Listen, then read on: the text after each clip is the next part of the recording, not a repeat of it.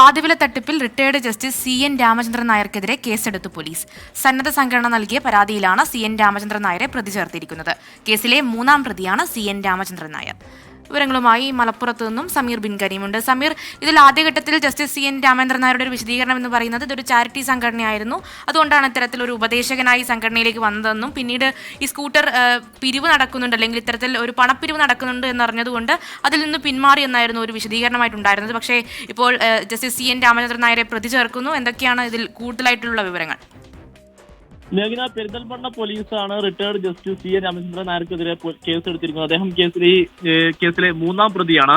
1ാം പ്രതി അനന്തകുമാറും 2ാം പ്രതി അനന്തകൃഷ്ണനും ആണ്. 3ാം പ്രതിയാണ് ഈ രാമചന്ദ്രൻ എന്നുള്ളത്. ഈ NGO കോൺഫെഡറേഷന്റെ പെരിന്തൽമണ്ണയിലെ ഇംപ്ലിമെന്റിംഗ് ഏജൻസിയാണ് ഈ KSS എന്ന് പറയുന്ന സംഘടന. ഈ സംഘടനയുടെ പരാതിയിലാണ് ഇപ്പോൾ പോലീസ് നടപടി എടുത്തിരിക്കുന്നത്. 2024 ഏപ്രിൽ മാസം മുതൽ 2024 നവംബർ മാസം വരെയുള്ള കാലയളവിൽ ഈ സംഘടന 34 ലക്ഷം രൂപ ഈ NGO കോൺഫെഡറേഷൻ നൽകിയിരുന്നു. ചില സാധനങ്ങൾ നൽകാമെന്ന് പറഞ്ഞായിരുന്നു ഈ പണം വാങ്ങിയത്. എന്നാൽ ഇത്രയായിട്ടും ഈ സാധനങ്ങൾ നൽകാത്ത സാഹചര്യത്തിലാണ് ഈ KSSന്റെ പ്രസിഡന്റ് പരാതിയുമായി പോലീസിനെ സമീപിക്കുന്ന ഒരു സാഹചര്യം ഉണ്ടായത്. ഈ പരാതിയിലാണ് ഇപ്പോൾ പോലീസ് ഈ 3 പേർക്കെതിരെ കേസെടുത്ത് അന്വേഷണം ആരംഭിച്ചിരിക്കുന്നത്.